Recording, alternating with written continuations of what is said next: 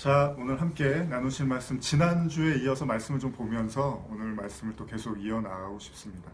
역대하 36장 11절 이하를 한번 제가 찾아서 읽으면서 오늘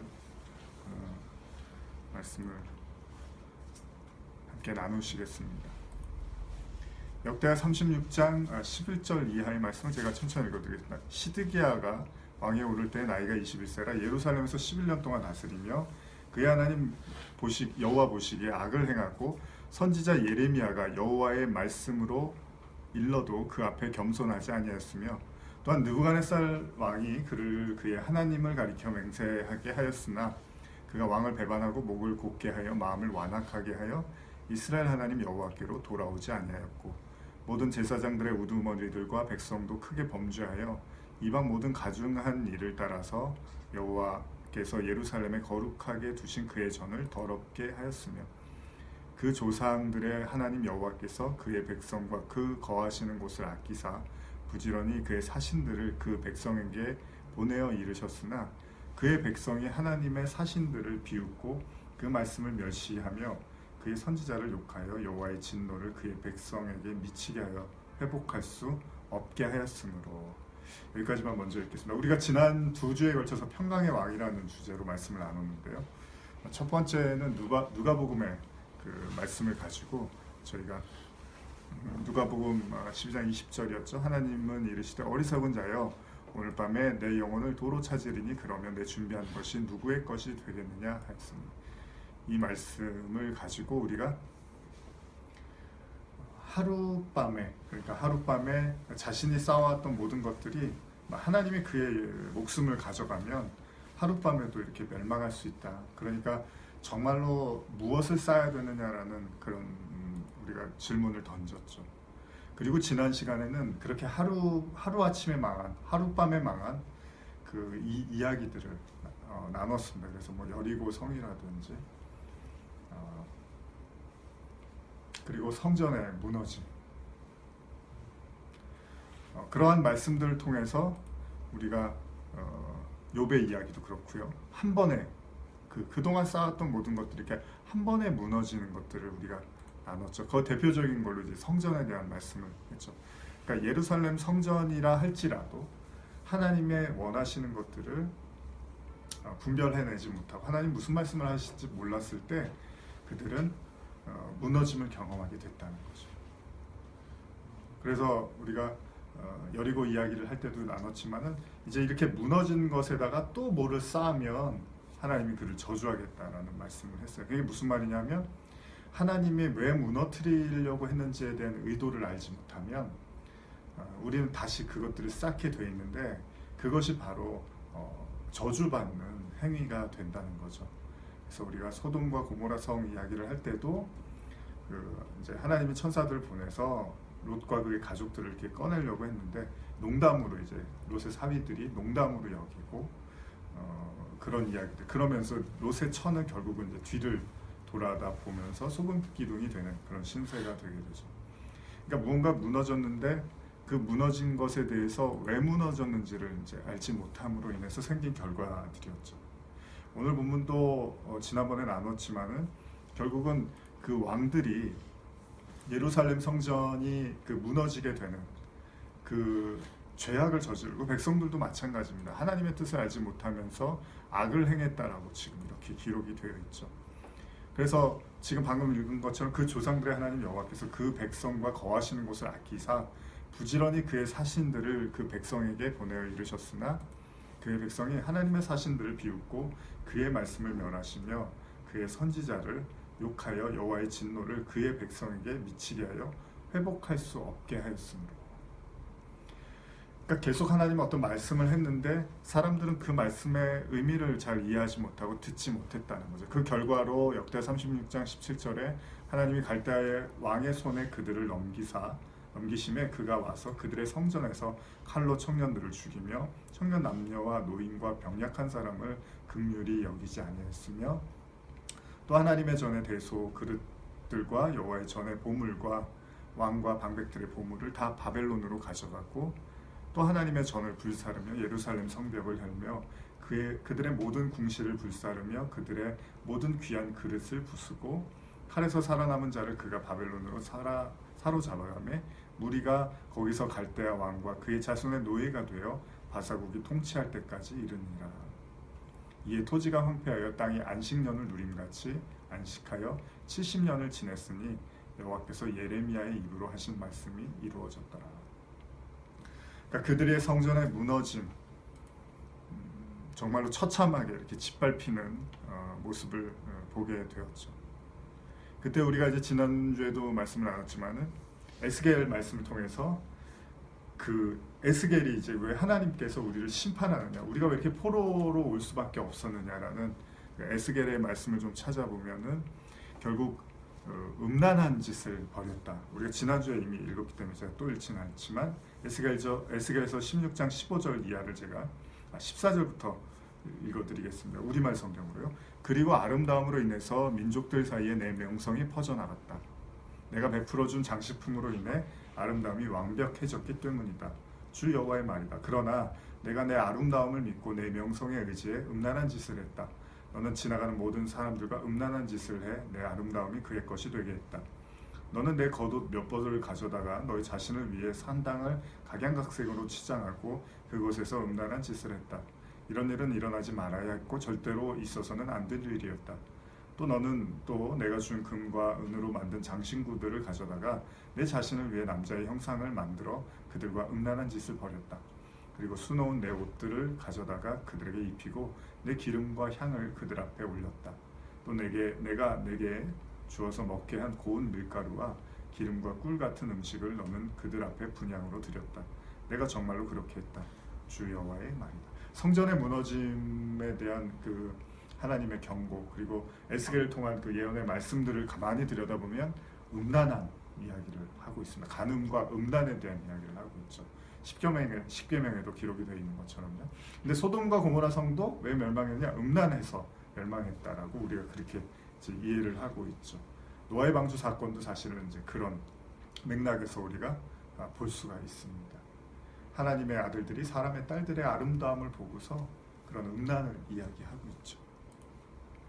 도대체 뭐가 음란한 건가? 왜 우리가 성전에 무너진, 사실 바벨도 그렇잖아요. 바벨의 그 내용 의미가 섞임이라고 하잖아요. 그러니까 섞였다라는 것은 이제 음란한 내용을 담고 있단 말이에요. 그러니까 바벨탑도 무너진 이유가 그런 음란. 근데 우리가 생각했을 때는 뭐 그런 어떤 육체적인 간음이라든지 음란을 생각할 수 있는데 사실 성경은 단순히 거기 그 차원에 머물러 있지 않다라는 거죠. 그래서 그런 내용들을 우리가 사실은 이제 성경을 잘 이렇게 여러 군데를 찾아보면서 이해해 보면 단지 성경에서 어떤 육체적인 그 음란과 간음만 말하는 게 아니라는 거죠. 그래서 지난주에도 말씀드렸지만 만약에 그렇다면 신약에서 가늠하다 현장에 붙잡힌 여인을 예수님이 용서해 주면 안 되죠. 왜냐하면 율법에 돌로 쳐 죽이라고 했는데요. 그러면 돌로 쳐 죽이라고 한 하나님이 계시고 그런 걸 다 넘어서서 용서해 주는 예수님이 계시면 예수님이 하나님보다 훨씬 더 관대한 분이에요. 그러면 구약의 하나님은 굉장히 그 아주 편협하고 굉장히 자로 잰 듯한 그런 하나님이고 결백증 같은, 그러나 예수님은 아들인데 굉장히 관대하고 마음이 넓은 분으로, 이게 뭔가 성경이 말이 되지가 않는 거죠. 과연 정말 그렇겠느냐는 거죠. 그랬을 때 결국 그 음란, 그렇게 하루아침에 무너짐에 대한, 근데 결국 우리가 이제 누가복음 말씀을 나눴던 것처럼 그가 평안을 누리는데, 예수님이 이제 그 비유였잖아요.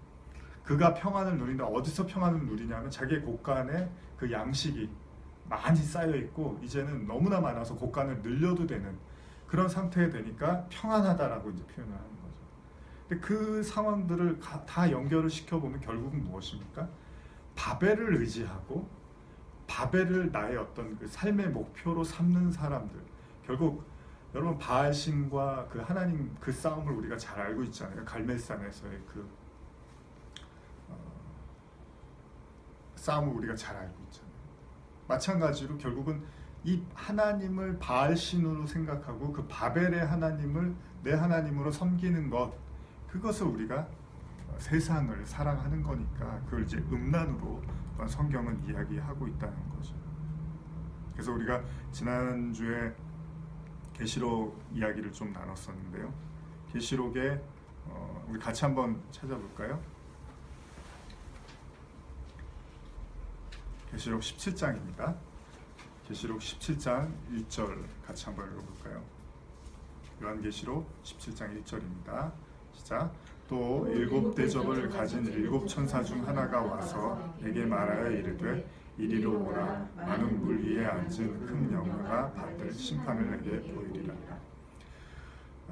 지금 여기 보니까 마찬가지로 계시록에서도 결국 그 음녀가 등장을 하는 거죠. 그리고 음녀가 받을 심판을 내게 보이겠다라고 이제 계시록에서 똑같은, 그러니까 성경은 뭐 다른 얘기를 하는 게 아니라 지금 같은 얘기가 계속 반복되고 있는 거예요. 그리고 결국 계시록에서는 어떻게 보면 좀 노골적인 표현을 이제 음녀라고 직접 지칭을 하는 거죠. 보십시오. 5절까지 한번 교독하실까요? 2절부터 제가 읽겠습니다. 땅의 임금들도 그와 더불어 음행하였고 땅에 사는 자들도 그 음행의 포도주에 취하였다 하고 곧 성령으로 나를 데리고 광야로 가니라. 내가 보니 여자가 붉은빛 짐승을 탔는데 그 짐승의 몸에 하나님을 모독하는 이름들이 가득하고 7 머리와 10 뿔이 있으며 그 여자는 자줏빛과 붉은빛 옷을 입고 금과 보석과 진주로 꾸미고 손에 금잔을 가졌는데 가증한 물건과 그 음행의 더러운 것들이 가득하더라. 그의 이마에 이름이 기록되었으니 비밀이라 큰 바벨론이라 땅의 음녀들과 가증한 것들의 어미라 하였더라. 거기 보니까 그 이마에 이름이 기록되는데 비밀이라 그러면서 큰 바벨론이라 땅의 음녀들과 가증한 것들의 어미다. 그러니까 결국 바벨론, 음녀 이런 것들의 대표성으로 지금 이야기를 하는 거예요. 그러니까 결국 음행을 얘기하는 거죠. 이제 계시록에서는 바로 그 음란, 음행에 대한 심판, 음녀에 대한 심판이 나오고 있는 거죠. 그래서 우리가 지난 시간에 제가 잠깐 읽었지만은 에스겔서 16장 35절의 이하를 보면 제가 읽어드릴게요. 35절에서 37절까지인데 그러므로 창녀여 여호와의 말씀을 들어라. 나 주 여호와가 이렇게 말한다. 내가 내 자신을 쏟아붓고 내 애인들과 내 모든 혐오스러운 우상들과 음란한 행동을 하면서 내 알몸을 드러냈기 때문에 내 자식들의 피를 그들에게 주었기 때문에 내가 사랑했던 남자건 미워했던 남자건 상관없이 내 모든 남자들을 내가 모을 것이다. 내가 그들을 사방에서 내게 모아다가 그들에게 내 알몸을 드러나 보게 할 것이다. 결국은 그 음행에 대한 심판을 하겠다는 거죠, 하나님. 그래서 가늠하다 현장에 붙잡힌 여인이 이렇게 알몸으로 나타나는 거예요.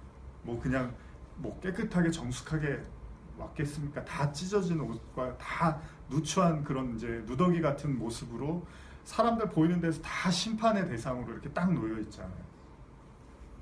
근데 예수님이 거기다 대고 나는 너를 정죄하지 않겠어 이러면서 용서를 해주는 거죠.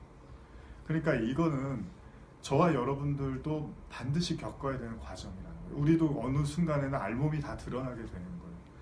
그래서 욥기도 그냥 그렇게 떳떳하고 멋있게 살았던 욥이 어느 순간 그냥 알몸이 다 드러나는 지경이 되는 거죠.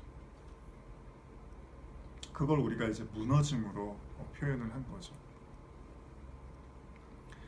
이제 그렇게 알몸이 드러나고 우리의 진짜 현실의 모습이 나타났을 때 우리는 결국 우리가 가지고 있었던, 우리가 알고 있었던, 우리가 믿고 있었던 것들이 허사에 불과하다라는 것을 깨닫게 되는 거죠.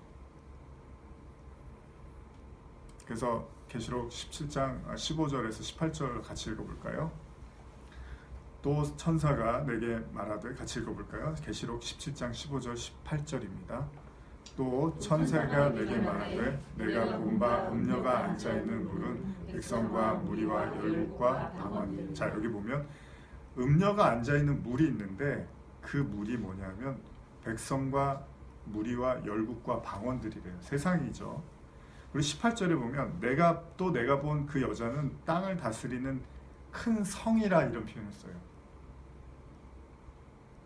그러니까 여러분 뭐 계시록이 여러 가지로 표현하는데 음녀라고도 표현을 했다가 지금 보면은 그 여자는 또 땅의 왕들을 다스리는 성이래요. 그러니까 성은 뭐죠? 지역이에요. 우리가 여리고 성 얘기도 하고 뭐 예루살렘 성 뭐 이렇게 어떤 지명으로도 표현을 하고 있다라는 거죠. 그래서 아까 17장 5절에 그 이마에 이름이 기록됐으니 비밀이라 큰 바벨론이라 이렇게 쓰는 거죠. 바벨론은 지역이잖아요. 나라잖아요. 그러니까 이거를 나라로도 썼다가 사람 이름으로 썼다가 근데 이게 다 똑같은 얘기예요. 애국으로도 표현을 하기도 하는데 이게 다 세상을 얘기하는 거죠. 세상. 그래서 이 지금 이 성, 그러니까 이 바벨, 이 음력, 이 성이 무너짐에 대해서 이제 계시록 18장에 언급을 하고 있는데 한번 좀 길지만 18장 1절에서 24절입니다. 한 절씩 좀 저하고 교독하시겠습니다. 요한계시록 18장 1절에서 24절입니다. 시작. 2일 후에 다른 천사가 하늘에서 내려오는 것을 보니 큰 권세를 가졌는데 그의 영광으로 땅이 환하여지더라. 힘찬 음성으로 외쳐 이르되 무너졌도다 무너졌도다 큰 성 바벨론이여 귀신의 처소와 각종 더러운 것이 모이는 각종 더러우고 가증한 새들이 모이는 곳이 되었도다. 그 음행의 진노의 포도주로 말미암아 만국이 무너졌으며 또 땅의 왕들이 그와 더불어 음행하였으며 땅의 상인들도 그의 그 사치의 세력으로부터 치부하였도다 하더라. 또 내가 들으니 하늘로부터 다른 음성이 나서 이르되 내 백성아 거기서 나와 그의 죄에 참여하지 말고 그가 받을 재앙들을 받지 말라. 그의 죄는 하늘에 사무쳤으며 하나님은 그의 불의한 일을 기억하신지라. 그가 준 대로 그에게 주고 그의 행위대로 갑절을 갚아주고 그가 섞은 잔에도 갑절이나 섞어 그에게 주라. 그가 얼마나 자기를 영화롭게 하였으며 사치하였든지 그만큼 고통과 애통함으로 갚아주라. 그가 마음에 말하기를 나는 여호와로 앉은 자요 과부가 아니라 결탄코 애통함을 당하지 아니하리라 하니 그러므로 하루 동안에 그 재앙들이 이르리니 곧 사망과 애통함과 흉년이라. 그가 또한 불에 살릴지니 그를 심판하시는 주 하나님은 강한 자이십니다. 여기 8절의 말씀에 보면 이제 하루 동안에 여기도 또 그런 표현이 나오죠. 그러므로 하루 동안에 그 재앙들이 이르리니 곧 사망과 애통함과 흉년이라. 그가 또한 불에 살라지리니 그를 심판하시는 주 하나님은 강하신 자이십니다. 이게 이제 다르게 표현하면요, 하루 동안의 재앙이 임함으로 인해서 그가 뭘 깨닫냐 하면 자기가 서 있는 자리가 사망과 애통과 흉년이라는 걸 알게 되는 거죠. 이게 심판입니다. 아, 내가 서 있는 자리가 생명이 아니었구나. 내가 서 있는 이게 평안이 아니었구나. 내가 가진 이것들이 풍년이 아니었구나. 다 같죠, 여러분? 계속 지금 제가 반복하고 있죠. 누가복음 그 처음에 말씀 그거예요. 그 곳간에다가 누가복음 12장 20절이죠. 곳간에다가 양식 쌓아놓고서 이제 나는 부유해.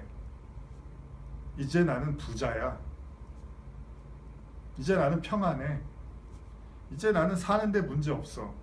근데 그 사람에게 하나님이 너 오늘 내가 찾아가면 어떡하니? 그랬더니 어떻게 해요? 하루 동안에 그 재앙이 그에게 어떻게 임하겠습니까? 사망. 이게 생명이 아니었구나. 내가 쌓아놓은 걸로 생명을 유지할 수 있는 게 아니구나. 두 번째, 애통함. 아, 이거 가지고 내가 평안을 누릴 수 없는 거구나. 여러분, 구약에서 선지자들, 거짓 선지자들 얘기할 때 가장 많이 우리가 생각하는 게 뭐였죠? 평안하지 않은데 자꾸 거짓 평안을 조장해요. 그래서 진짜 애통을 해야 되는 사람 앞에서 자꾸 거짓된 평안을 조장함으로써 그 순간에는 좋을지 모르겠습니다. 그 순간에는 달콤하게 들릴 수도 있어요. 어쩌면 오늘날에 뭐 저도 마찬가지겠지만 많은 설교들이 우리가 서 있는 곳이 사망과 애통함과 흉년이라는 것을 드러내는 것이 아니라 거짓 평안을 이야기할지도 몰라요. 그래서 이스라엘 백성들이 속았던 게 그런 것들이었어요. 선지자를 보내면 자꾸 거짓 선지자들이 나타나서 야, 금방 해결될 거야. 너의 문제들은 하나님이 순식간에 해결시켜 줄 거야. 근데 진짜 선지자들은 아니야. 하나님이 정한 때가 있어. 그때까지는 네가 이걸 달게 받아야 돼. 이스라엘 포로 70년도 마찬가지. 근데 어떤 선지자는 와서 그거 뭐 몇 년 안에 해결돼. 2년인가요? 뭐 이거 하나님이 금방 해결해 줄 거야. 예레미야 이야기했던 걸 제가 기억나는데 근데 그 사람 그 말하고 죽어요. 선지자, 거짓 선지자들이.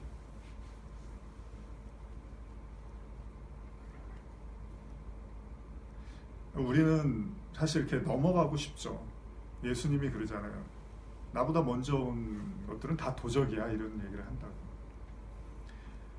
그 얘기 뭐냐면 예수님이 받아야 될 고난과 십자가, 이 부활이라는 하나님이 정한 이 계획을 무시하고 넘어갈 수는 없는 거죠. 그래서 예수님이 너희들이 맹인이고 안 못 보는 사람이라고 얘기할 때마다 유대인들과 이스라엘 백성들이 아니 우리가 왜 맹인이냐, 우리처럼 하나님을 잘 보는 사람들이 어디 있는데, 그러면서 예수님을 막 핍박한단 말이죠.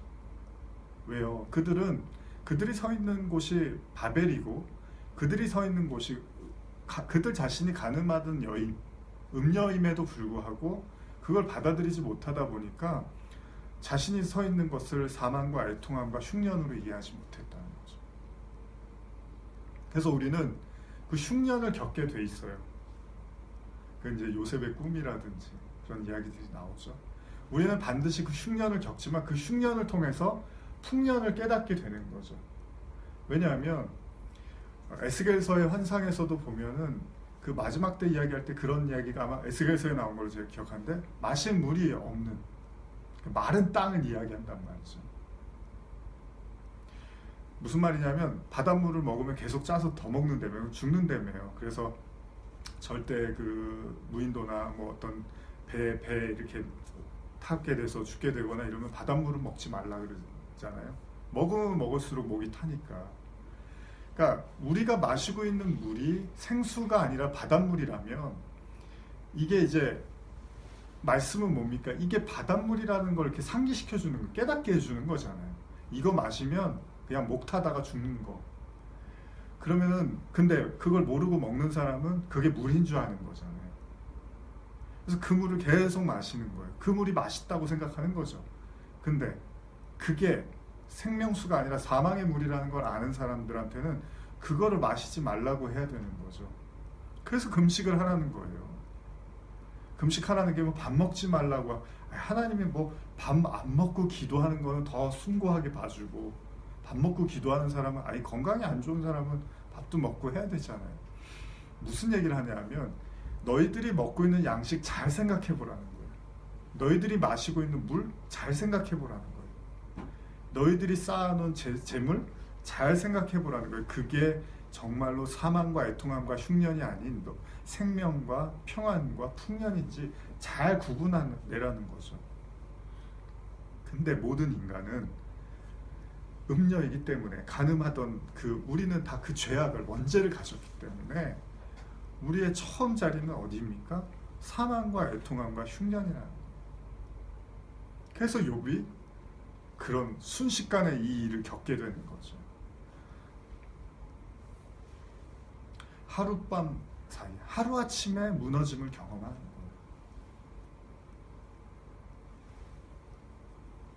건강이, 특별히 이제 우리가 건강해서 그런 걸 많이 느끼잖아요. 저는 아직 그렇게 나이가 많지는 않지만 예전 같지 않아, 이런 표현들 많이 쓰시는 이유가 이렇게 하룻밤 사이에 내가 이렇게 변한 것 같은 느낌을 받을 때가 있죠. 사실 인간의 육신만큼 믿지 못할 만한 게 어디 있겠습니까?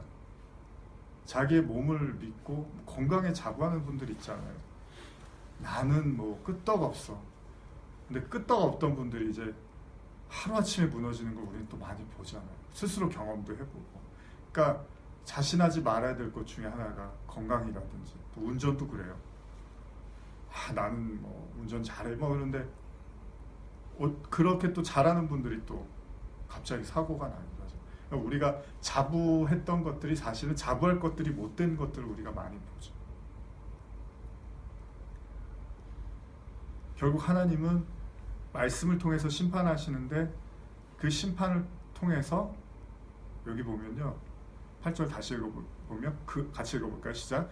그러므로 하루 동안의 그 재앙들이 이르니 곧 사망과 애통함과 흉년이라. 그가 또한 불에 살릴지니 그를 심판하시는 주 하나님은 강한 자시라. 그렇죠.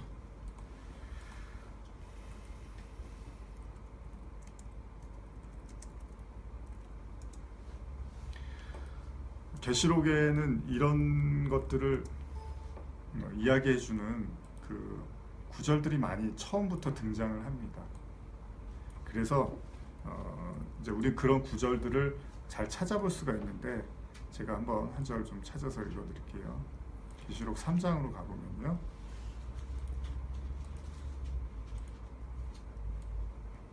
예전에도 많이 읽었던 건데 같이 한번 읽어보겠습니다. 17절, 3장 17절과 18절입니다. 시작. 내가 말하기를 나는 부자라 부유하여 부족한 것이 없다 하나 내 곤고한 것과 가련한 것과 가난한 것과 눈먼 것과 벌거벗은 것을 알지 못하는도다. 내가 너를 권하노니 내게서 불로 연단한 금을 사서 부유하게 하고 흰 옷을 사서 벌거벗은 수치를 보이지 않게 하고 안약을 사서 눈에 발라 보게 하라. 많이 읽었던 말씀이죠. 사실 그 18장의 내용들을 그냥 그대로 처음부터 이렇게 그러니까 계시록도 그래요. 그 말씀들을 계속 반복하는 거죠. 뭐 신약에도 구약도 마찬가지고 계속해서 반복적인 이야기를 하고 있는 거죠. 그래서 지금 읽은 것처럼 나는 부자라 부유하여 부족한 것이 없다 하나 사실 너는 공고하고 가련하고 가난하고 눈멀고 벌거벗었다. 근데 그걸 몰라요. 그래서 뭐라 그럽니까? 내가 너를 권하노니 내게서 불로 연단한 금을 사서 부유하게 하고, 이 금이 뭐겠습니까? 그리스도겠죠. 그리스도로 말미암아 부유하게 되고 흰 옷을 사서 입어 벌거벗은 수치를 이 옷은 뭐겠습니까? 의의 옷이죠. 하나님이 우리에게 입혀주시는 의로운 옷. 그리고 안약을 사서 눈에 발라. 안약은 뭐겠습니까? 하나님의 영광을 볼 수 있는 그 눈, 여호와의 그 영광을 보는 그 빛의 찬란함을 볼 수 있는 그 눈. 눈은 또 말씀이니까, 영이니까 우리가 그걸 볼 수 있는 영적인 눈, 이런 것들을 가지라는 거죠. 그래서 계시록에도 같은 내용의 말씀이 반복이 되고 있습니다. 자, 다시 9절부터 쭉 또 읽어보겠습니다. 9절부터 한 절씩 교독하시겠다. 요한계시록 18장 9절부터입니다. 그와 함께 음행하고 사치하던 땅의 왕들이 그가 불타는 연기를 보고 위하여 울고 가슴을 치며 그의 고통을 무서워하여 멀리 서서 이르되 화이토다 화이토다 큰 성 견고한 성 바벨론이여 한 시간에 내 심판이 이르렀다 하리로다. 땅의 상인들이 그를 위하여 울고 애통하는 것은 다시 그들의 상품을 사는 자가 없음이라. 그 상품은 금과 은과 보석과 진주와 세메포와 자주 옷감과 비단과 붉은 옷감이요 각종 한목과 각종 상아 그릇이요 값진 나무와 구리와 철과 대리석으로 만든 각종 그릇이요 계피와 향료와 향과 향유와 유향과 포도주와 감람유와 고운 밀가루와 밀이요 소와 양과 말과 수레와 종들과 사람의 영혼들이라. 바벨론아 내 영혼이 탐하던 과일이 내게서 떠났으며 맛있는 것들과 빛난 것들이 다 없어졌으니 사람들이 결코 이것들을 다시 보지 못하리로다. 바벨론으로 말미암아 치부한 이 상품의 상인들이 그의 고통을 무서워하여 멀리 서서 울고 애통하며 이르되 화이토다 화이토다 큰 성 세마포와 옷과 자족과 붉은 옷을 입고 금과 보석과 진주로 꾸민 것인데 그러한 부가 한 시간에 망하였도다.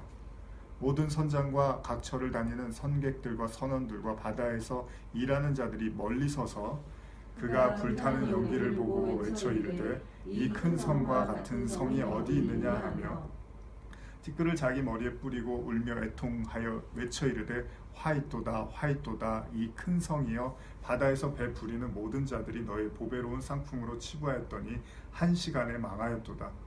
하늘과 성도들과 사도들과 선지자들아 그로 말미암아 즐거워하라. 하나님이 너희를 위하여 그에게 심판을 행하셨음이라 하더라.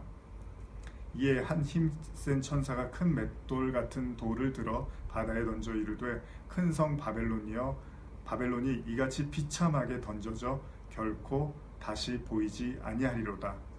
또 검은 곳 하는 자와 풍령하는 자와 퉁소 부는 자와 나팔 부는 자들의 소리가 결코 다시 내 안에 들리지 아니하고 어떤 세공업자든지 결코 다시 내 안에서 보이지 아니하고 맷돌 소리가 결코 다시 내 안에서 들리지 아니하고 등불빛이 결코 다시 내 안에 비치지 아니하고 신랑과 신부의 음성이 결코 내 안에서 들리지 아니하리로다. 너희 상인들은 땅의 왕족들이라. 내 복술로 말미암아 만국이 미혹되었도다.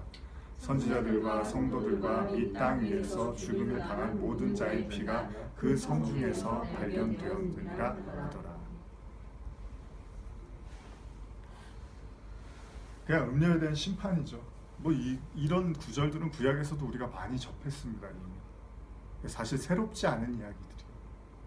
그리고 복잡한 이야기를 하는 것 같지만 결국은 심판을 당함으로 인해서 수치를 드러내게 되는 거죠. 뭐 그렇습니다. 우리가 뭐 병에 걸렸을 때 검사를 하는 이유가 어떤 병에 걸렸는지를 알아야지 고칠 수 있으니까 결국 우리의 병이 무엇인지가 드러났을 때 병도 고칠 수가 있는 거잖아요. 하나님은 우리에게 말씀으로 심판을 하시는 거예요. 계속 구약이나 신약이나 지금도 마찬가지로. 근데 그 심판을 통해서 그리스도의 구원을 깨닫고 그 구원을 경험한 자는 이제 구원을 받지만 그렇게 말씀으로 하나님이 가르치고 심판하는데도 불구하고 그게 뭔지를 모르고 다시 그 자리에 바벨탑을 쌓으면 그게 저주라는 거죠. 그래서 여기에 그런 표현이 나오죠. 계시록 18장 21절이었는데 읽으신 건데 이에 힘센 천사가 큰 맷돌 같은 돌을 들어 바다에 던져 이르되 큰 성 바벨론이 이같이 비참하게 던져져 결코 다시 보이지 아니하리라. 그러니까 지금 음녀로 말했던 게 이제 바벨론 성으로도 얘기하고 또 왕으로도 얘기하고 그냥 그러나 다 그 같은 의미로 이야기를 하고 있는 거예요. 죄인으로서. 그러니까 여러분들 안에 하나님 나라가 임하지 않으면 여러분들 이미 우리가 말씀을 나눴지만 이스라엘 백성들이 포로로 갈 때 뭐라 그럽니까? 바벨을 섬겨라 그러잖아요. 이제 너희들이 포로가 됐으니까 바벨을 섬겨라 이런다고요. 그러면 우리는 처음부터 하나님을 섬길 수 있는 사람들이 아니니까 바벨을 섬기게 돼 있죠. 그래서 우리가 그 바벨의 하나님을 그래서 바알로 보는 거잖아요. 풍요의 신으로 보는 거잖아요. 근데 그거를 이제 간음하는 걸로 우리가 이야기를 하고 있는 거예요. 음녀라고 얘기를 하는 거죠. 그거를.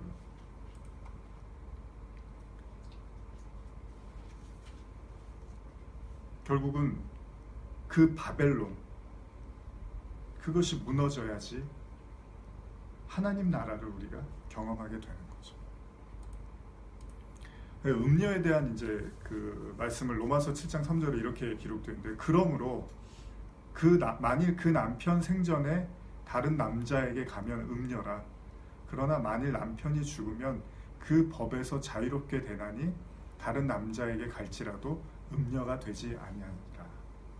그러니까 이게 무슨 말이냐면 그 남편, 원래 우리가 어떤 남편을 갖고 있는데 그 남편이 안 죽은 상태에서 다른 남자에게 가면 음녀가 되지만 내가 알고 있는 그 남편이 죽고 내가 다른 남자한테 가면 그건 괜찮다는 거예요. 괜찮아요. 일반적으로 우리가 그렇게 알고 있잖아요. 그래서 여기 보면은 이런 표현이 나와요. 아까 읽으신 본문에 보면은 여기 18장 계시록 18장 7절인데요. 그가 얼마나 자기를 영화롭게 하였으며 사치하였든지 이 얘기는 우리가 이미 에스겔에서 얘기했죠. 하나님의 은혜를 줬는데 그걸로 사치하고 자기를 꾸리고 그런 얘기예요. 그러니까 하나님이 준 율법으로 자기를 이렇게 막 돋보이게 하는 거예요. 사실 율법은 뭐라고 해요? 바울이 우리가 그걸 지킬 수 없음으로 말미암아 은혜를 구할 수밖에 없는 그 과정으로서 율법을 받아들여야 되는데 이스라엘 백성들이 어떻게 했습니까? 하나님 율법을 가지고 나는 다 지켰어요. 부자 청년이 와서 그러잖아요. 저 율법 다 지켰는데 어떻게 해야 되죠? 예수님한테 이런다고. 그래서 부자라고 한 거예요. 부자 청년이라고 한 것도. 자기가 율법으로 완벽해졌다는 거예요. 그러니까 자기는 율법에 하나도 그 문제될 게 없는 사람이라는 거죠. 그랬더니 예수님이 네가 가진 거 다 팔아줘. 팔아서 나눠줘 그러잖아요. 그게 뭐 재물을 갖다가 그 나눠주라는 걸로도 이해할 수 있지만 아까 그 누가복음 말씀을 연결하면 그 재물이 뭐예요? 결국 자기를 평안하게 하는, 자기를 만족시키게 하는, 결국 자기를 돋보이게 하는 하나님의 말씀을 가져다가 도적질하는 그런 내용들로 또 우리가 이해할 수 있다는 거죠.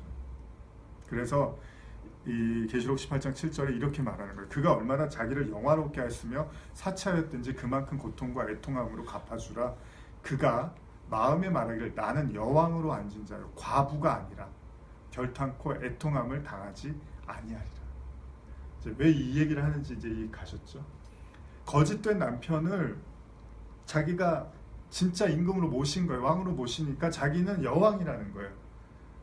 그러니까 나는 과부가 아니라는 거예요. 근데 우리는 다 과부가 돼야 되는 거예요. 그래야지만 우리가 새 남편을 받는 거예요. 과부는 뭡니까? 옛 남편이 죽어야지 과부가 되는 거잖아요. 여러분, 예수님이 요한복음 4장이었죠? 사마리아 여인, 그 여자 옛 남편이 몇 명 있었죠? 5이 있었어요. 그래서 간 거예요, 예수님이. 이미 옛 남편이 있고 지금도 남편이 있지만 자기 남편 아니라 그러잖아요. 그러니까 예수님이 내가 이제 미래의 너의 남편이야. 성령으로 내가 너에게 은혜를 줄 거야. 십자가를 지고 부활해서 성령으로 너에게 임할 거야. 그날이 올 거야. 그게 새 신랑이잖아요. 근데 음녀들은 뭐라 그래요? 아니야, 나는 과부 아니야. 나는 이미 신랑이 있어. 이런다고요. 그랬더니 이제 하루아침에 멸망을 시켜버리는 거죠. 그래서 바울이 로마서에서 만일 남편이 죽으면, 그러니까 이게 지금 말이 복잡한 것 같지만 쉽게 생각하면, 아주 제가 쉽게 말씀드리면, 여러분들 안에 있는 바벨이 무너지면 하나님 나라가 도래하는 거고, 그래서 하나님 나라가 너희 안에 있다고 예수님 말씀하신 거였죠. 그래서 예수님이 처음 외쳐셨던 게 뭡니까? 입을 처음 열고 뭐라 그래요? 회개하라, 천국이 가까웠다. 이게 예수님의 말씀에 그냥 그 집합체 같은 거예요. 너희가 회개를 하면 하나님 나라가 너희에게 임할 거야. 그래서 예수님이 병 고쳐주고서 하나님 나라가 임했다라는 얘기들을 하잖아요, 실제로. 왜요? 하나님 나라는 침노하는 자, 하나님 나라를 우리를 뚫고 들어오는 거예요, 하나님 나라가. 그래서 어떻게 우리의 그 바벨을 무너뜨리고 하나님 나라로 쓰는 거예요. 그렇게 되는 거죠.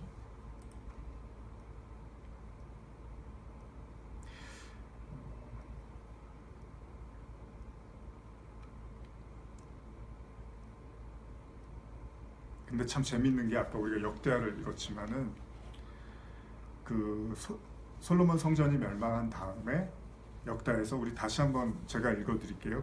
36장 20절 이하부터입니다. 칼에서 살아남은 자를 그가 바벨론으로 사로잡아가매 우리가 거기서 갈대아 왕과 그의 자손의 노예가 되어 바사국이 통치할 때까지 이르니라. 이에 토지가 황폐하여 땅이 안식년을 누림같이 안식하여 70년을 지냈으니 여호와께 예레미야의 입으로 하신 말씀이 이루어졌더라. 이제 그 하나님께서 말씀하신 그 내용들이 이루어졌어요. 근데 그걸 또 안식년으로 표현을 해요. 그리고 나서 22절에 뭐라고요? 바사의 고레스 왕 원년에 여호와께서 예레미야의 입으로 하신 말씀을 이루려고 여호와께 바사의 고레스 왕의 마음을 감동시키매 그가 온 나라에 공포도 하고 조소도 내려 이르되 바사 왕 고레스가 이같이 말하노니 하늘의 신 여호와께서 세상 만국을 내게 주셨고 나에게 명령하여 유다 예루살렘에 성전을 건축하라 하셨나니 너희 중에 그의 백성된 자는 다 올라갈지어다. 너희 하나님 여호와께서 함께 하시기를 원하노라 하였더라. 그러니까 하나님이 그 성전을 무너뜨리게 하신 다음에 다시 예레미야로 뭐라고 하시냐면 고레스 왕 원년에 이제 다시 그 성전을 세우겠다는 거예요. 근데 보세요. 왜 70년을 안식년으로 표현을 하고 그것이 다 찼을 때 이제 하나님이 다시 성전을 짓겠다는 거예요. 근데 그 성전 지금 남아 있습니까? 아니요, 무너졌어요 또. 그럼 왜 이걸 자꾸 반복을 하실까요? 이게 오늘의 제가 드리고 싶은 말씀의 핵심입니다. 아니, 솔로몬 성전이 무너졌으면 다시 지으면 안 된다며요. 근데 다시 져요. 고레스 왕 원년에. 그래서 그를 통해서 하나님이 성전을 짓게 해요. 그리고 포로들이 돌아오고. 왜 그런 일이 일어나는 거예요? 그러니까 이게 그냥 단순히 볼 문제가 아닌 거예요. 똑같은 거예요, 여러분. 우리가 무너져야 될 게 무너지면 하나님이 다시 세우는 게 있다는 거예요. 쉽게 말할게요. 우리가 세우는 게 무너져야지. 우리가 세워놓은 게 무너져야지 하나님이 세우시는 게 나타난다는 거죠. 그래서 뭡니까? 바벨에 의해서 예루살렘이 무너졌잖아요. 예루살렘 성전이. 그게 뭐예요? 너희들이 믿고 섬겼던 그 예루살렘 성전, 그건 너희에 의해서 부정하게 됐어. 바로 거기가 바벨론이 된 거야.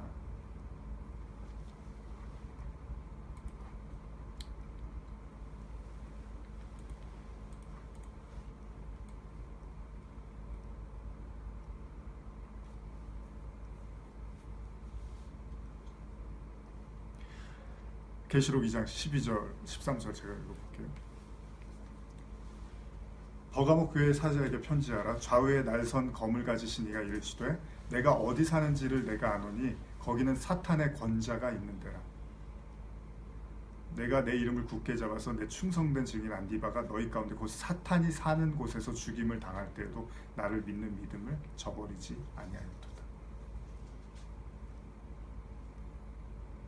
우리말로 한 번 더 읽어드릴게요. 너는 버가모 교회 사자에게 이렇게 써라. 좌우에 날선 가지신 이가 이렇게 말씀하신다. 나는 내가 사는 곳을 알고 있으니 그곳은 사탄의 왕자가 있는 곳이다. 내 충성된 증인 안디바가 너희 가운데 사탄이 거하는 곳에서 죽임을 당할 때에도 나에 대한 믿음을 버리지 않았다. 지금 아주 노골적으로 말씀하십니다.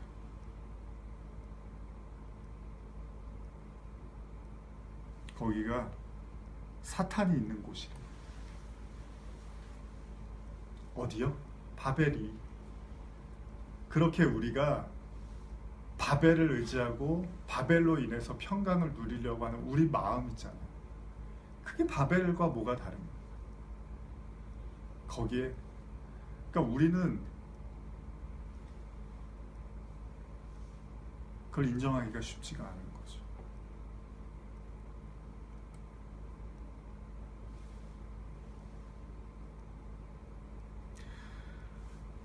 요한계시록 2장 24절 제가 읽어볼게요. 두아디라에 남아있어 이 교훈을 받지 아니하고 소위 사탄의 깊은 것을 알지 못하는 너희에게 말하노니 다른 짐으로 너희에게 지울 것은 없노라. 24절 우리말 성경을 읽을게요. 그러나 나는 이런 가르침을 받지 않고 소위 사탄의 깊은 것들을 알지 못하는 두아디라에 남아있는 너희 남은 사람들에게 말한다. 나는 너희에게 다른 아무 짐도 지우지 않겠다.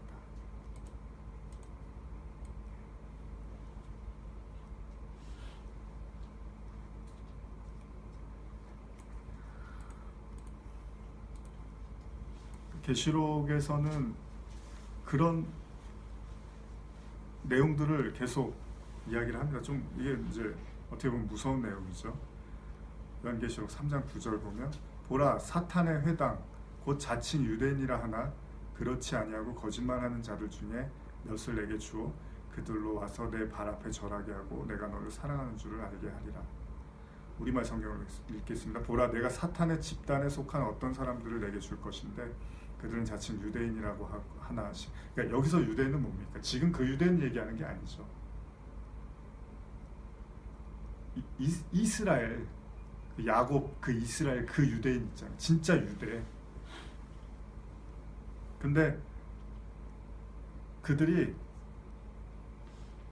그 율법을 지키면서 하나님께 나는 이렇게 선택받고 구원받았다고 하는 거 있잖아요. 그래서 바울이 갈라디아서에서 그 할례 가지고 논쟁 벌이고 막 싸웠잖아요. 너희들은 할례를 받아야지만 그리스도인이라고 하는데 그거는 정말 말이 안 된다 그러면서 싸웠어요. 그러면서 그 교회 안에서 분란이 있었단 말이죠. 할례파와 무할례파 이런 거.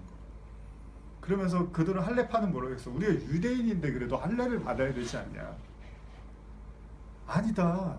구원은 율법에 의한 것이 아니기 때문에 은혜로만 받는 거다. 이 내용하고 연결해 보십시오. 내가 사탄의 집단에 속한 어떤 사람들 내게 줄 것인데 교회 안에 당시 그런 싸움들이 있었잖아요. 지금도 마찬가지겠죠. 하나님의 은혜를 말하는 것 같은데 율법을 얘기하고 있어요. 그리고 결국 그 율법이 구원의 핵심이다라고 말을 하는 사람들이 많이 있단 말이에요.